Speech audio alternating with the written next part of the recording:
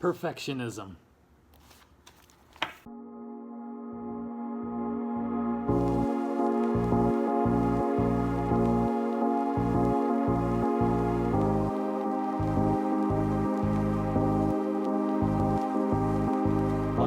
Life is just always mysterious and surprising. You never know what's around the next corner. You never know what's around the next corner.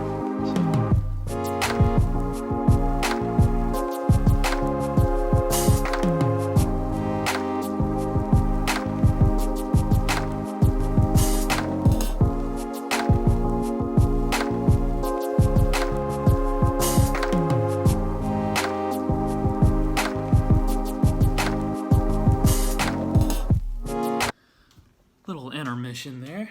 So, perfectionism, what is it? I've got my computer right over here, so if you see me glancing over here, that's what I'm doing. Perfectionism, as defined by Webster's dictionary, is a disposition to regard anything short of perfection as unacceptable.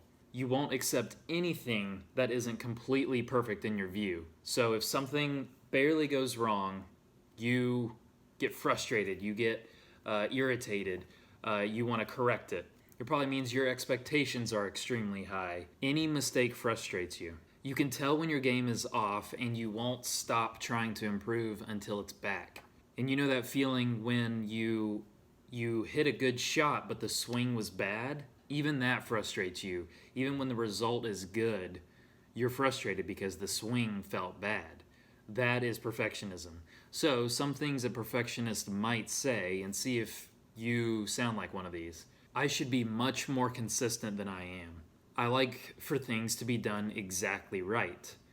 I don't like playing tournaments unless my swing is correct. I'm not leaving the range till I hit one more good one. I won't hit the shot until I make the perfect practice swing. So I asked some people to submit some questions about perfectionism. A couple questions are all successful people a little perfectionistic? Does perfect actually exist, or is it something that we make up?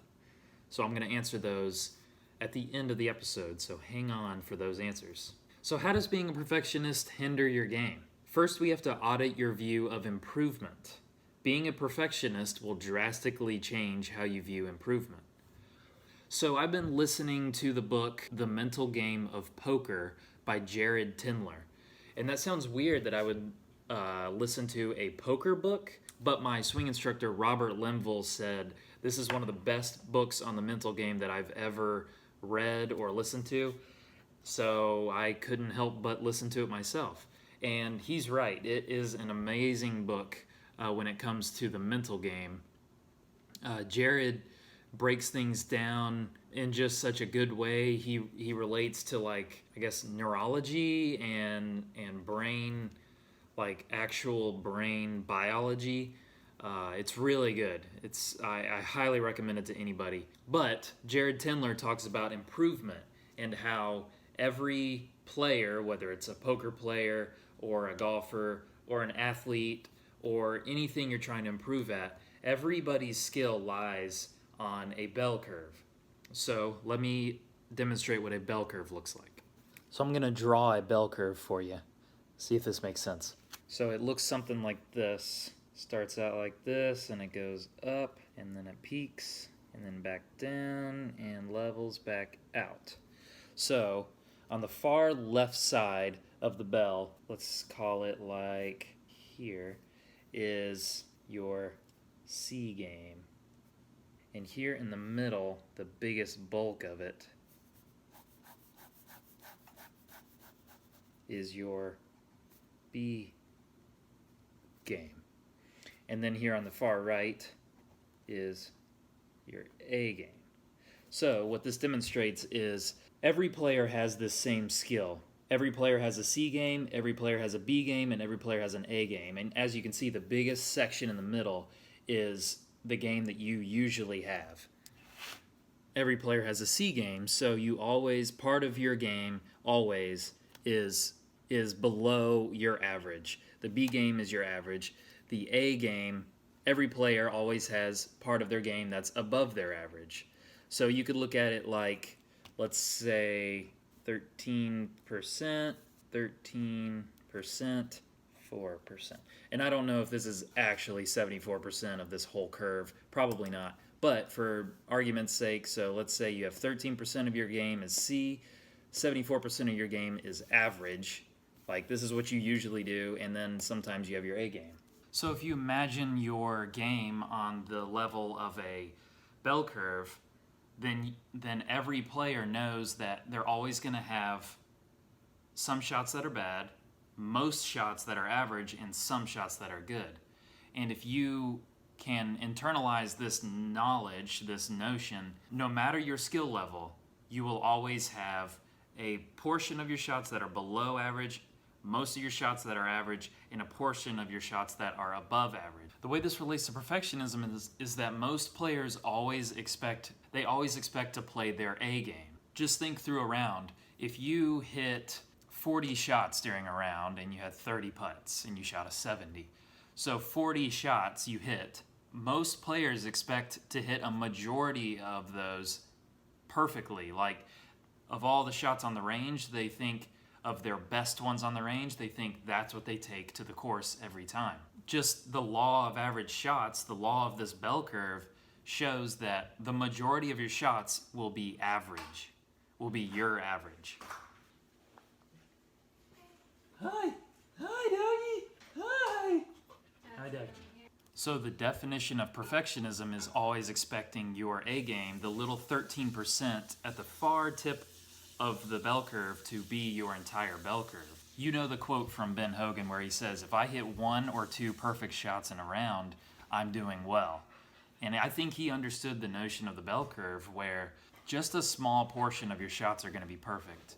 So when you, as a golfer, expect every shot to be perfect, it leads to frustration, it leads to disappointment, it leads to higher expectations, which in turn leads to more disappointment.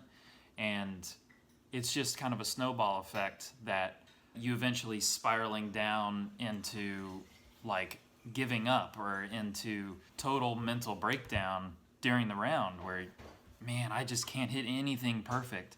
But if you understood that a small portion of your shots are going to be bad, your C game, and the majority of your shots are going to be average, and just a small portion, like Ben Hogan says, just 1 or 2, or maybe 3, 4, 5, 6 shots are going to be actually perfect, then you can understand where your expectations should be. So if you can grasp this and actually like turn your expectations to match this bell curve, then perfectionism disappears. And you can apply your perfectionistic nature to improvement and to practice, and you can keep it off of the golf course. So that's where it comes into these questions that were asked were, are all successful people a little perfectionistic? And I do believe every successful person has a trait of perfectionism in them. It's just a spectrum of how much. But when it comes to actually working on your game and actually improving, I think you have to have a dose of perfectionism to never be satisfied with the status quo, to always be pushing for better. And I think it's important to raise your expectations for your own improvement and your own level of skill to always strive for perfection. But once you get on the course, you realize, okay, this is how much I've practiced, and this is where my skill is at, so this is all I can expect out of myself. I can't expect everything to be the best shots I've ever hit, but I also can't expect everything to be average. There's always going to be a C game for every B game and A game. The other question, does perfect actually exist, or is it something that we make up? I think perfect for you could be average for someone else. Below average for someone like Tiger Woods in his prime could be unimaginably perfect for the 30 handicapper. I think perfect is made up by us.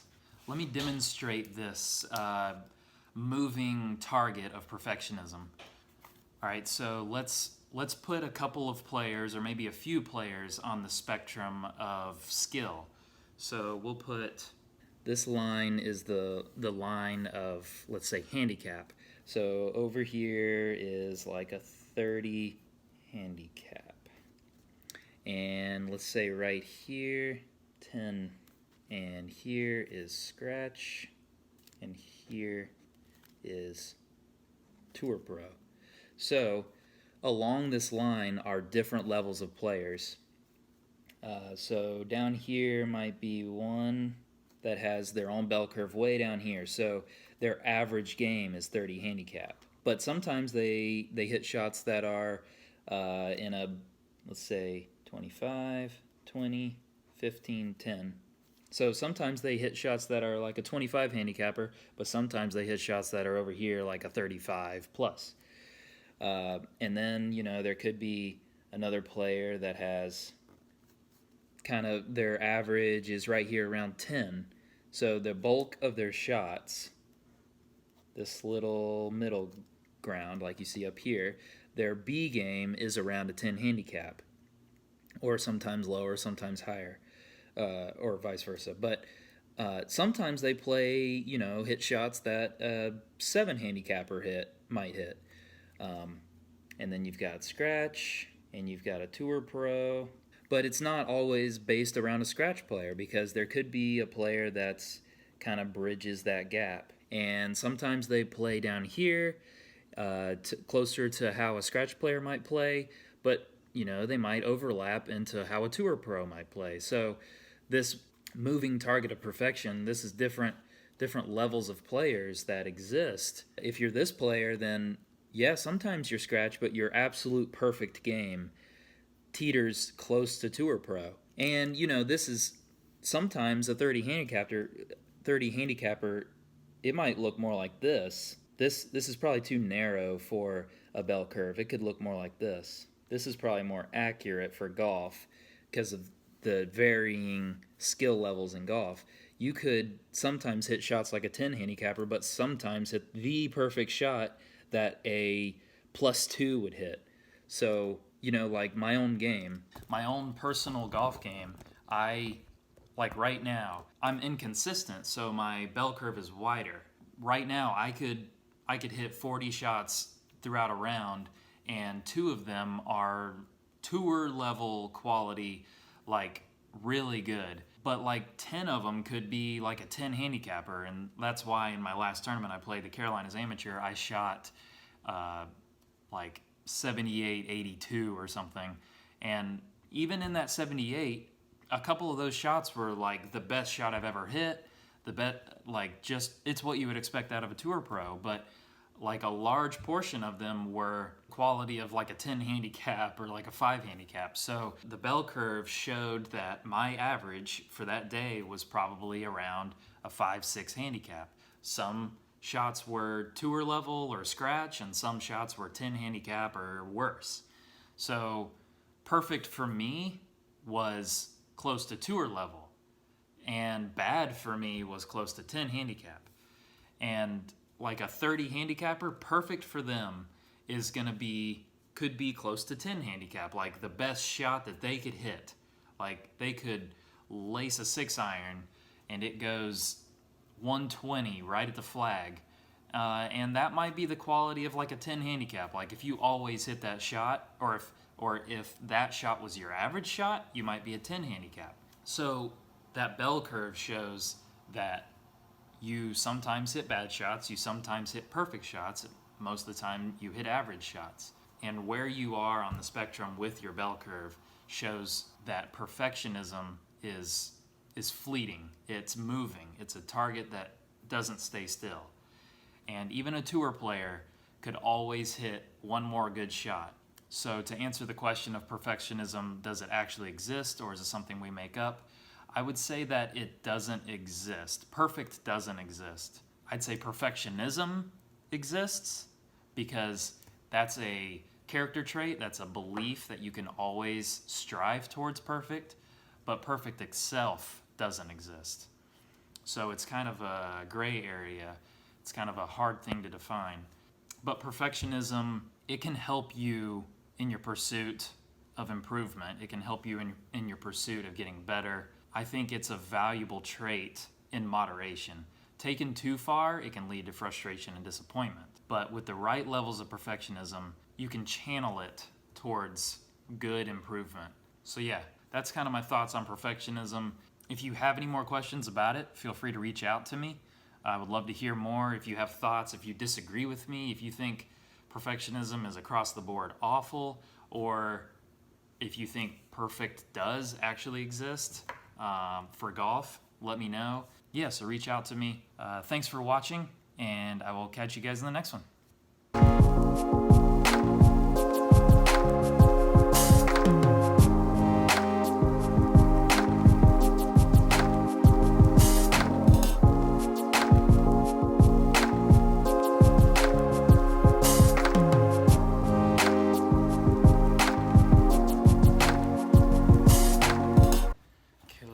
By something, so we're rushing her to the hospital.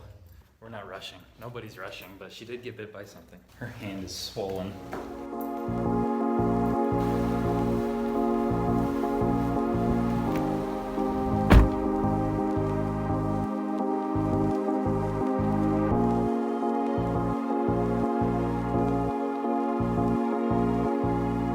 Oh, we made it, and just in time. She's not dying. Oh wait, we're not at the hospital. We're really rushing to get to Kayla to get to the doctor.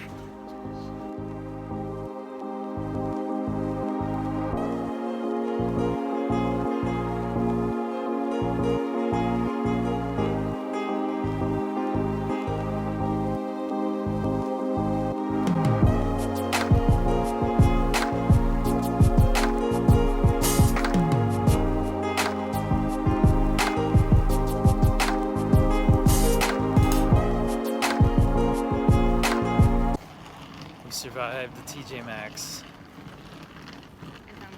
and Home Goods. Now we have to rush to the hospital.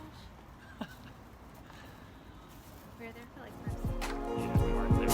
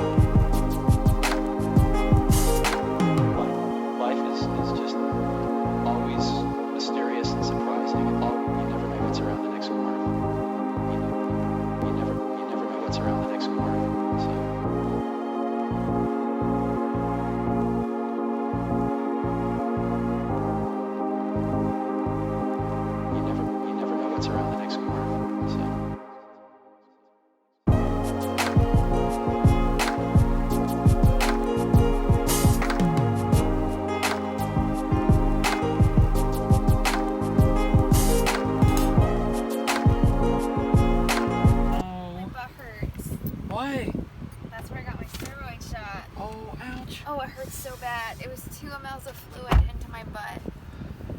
Josh, it hurts so bad still. Oh, I'm gonna throw up. how's your hand? I mean, it's swollen and then it just grew even more. She wrote that. So now we have a serious visit to one of Kayla's favorite places. I feel like we go to the same 3 places every time. Home.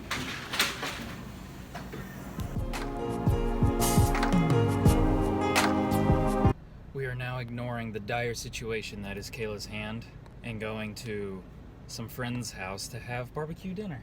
Yeah. Yum. Kayla's handling this situation very well. I don't know if you can tell. Yeah. Oh, maybe a little bit there. I'm sweating.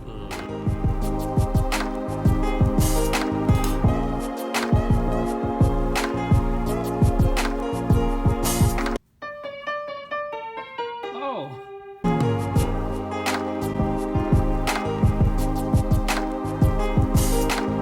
Hanging out with friends over.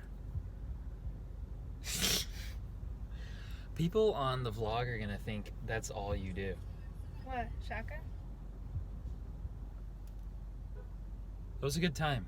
It was. I'm tired now, though. We're tired now, though. We're too old. But that was really, really fun. Kayla Palmer, if you're watching this, Kayla Rose Hall, if you're watching this, that was fun. Happy birthday. David, it was good seeing you.